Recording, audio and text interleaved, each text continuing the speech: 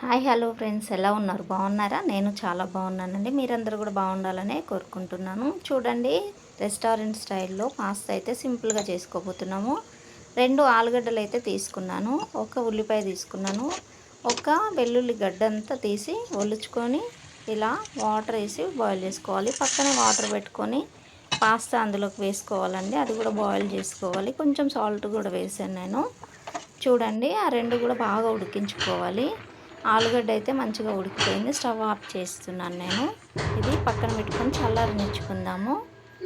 అది చల్లారే వరకు ఈ పాస్తాను కూడా ఉడికిపోతే చక్కగా వాటర్ అంతా తీసేసి డ్రై చేసుకొని పెట్టుకోవాలండి.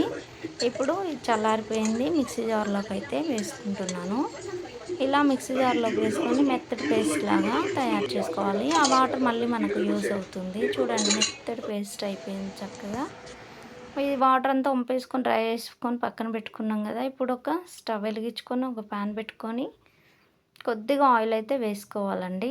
మన ఇంట్లో ఉండే వాటితోనే చక్కగా పిల్లలకి టేస్టీగా చేసి పెట్టవచ్చు. ఇలా టేస్టీగా చేసి పెడితే పిల్లలు చాలా బాగా తింటారు కదా. అప్పుడప్పుడు చేసి ఇవ్వాలండి. ఇవి పిండి వస్తువులు కాబట్టి డైలీ చేసుకోము కదా. ఇప్పుడు ఈ మిశ్రమం అంతా అందులోకి వేసుకొని కాస్త వేయించుకోవాలి. ఒక 2 మినిట్స్. ఆల్రెడీ బాయిల్ అయ్యింది కాబట్టి 2 నిమిషాలు సరిపోతుంది. మంచిగా వేయించుకున్నాక అందులోకైతే మనము చూడండి, బాగా వేగింది కదా. మంచిగా వేగించుకోవాలి చిన్న మంట మీద. కొంచెం అది పెద్ద మంట పెట్టామంటే గబగబా వేడయ్యి అడుగంటిపోతుంది. అలా కాకుండా కలుపుతూనే వేయించుకోవాలి. చక్కగా వేగినాక ఇప్పుడైతే మనం అందులోకి సాల్ట్ వేసుకుంటున్నాము. తగినంత సాల్ట్ వేసుకోవాలండి, రుచికి సరిపడా.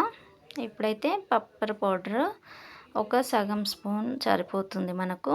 ఈ రెండేనండి, చాలు. ఇంకా ఇలాగా మంచిగా అంతా కలిసేలాగా కలుపుకోవాలి.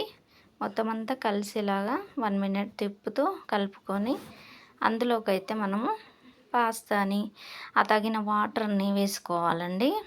చూడండి, కొంచెం చిక్కగా అయ్యింది కాబట్టి మనం వేయించుకోవడం వల్ల ఆ మిగిలిపోయిన వాటర్ ఉంది కదా, ఆలుగడ్డ ఉడకబెట్టినప్పుడు ఆ వాటర్ వేస్టేజ్ అవ్వద్దు.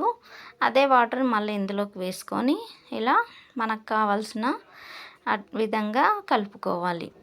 ఇప్పుడు కొంచెం మగ్గినాక 1 మినిట్ ఈ పాస్తా అంతా అందులోకి వేసుకొని కలుపుకోవాలి బాగా. మొత్తం అంతా పాస్తాకి పట్టే విధంగా మంచిగా కలుపుకోవాలండి.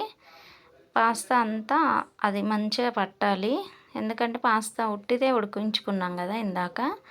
ఇదంతా అందులోకి పట్టేదాకా ఒక 2 నిమిషాలు మంచిగా తిప్పుతూ కలుపుతూ ఉడికించుకోవాలండి.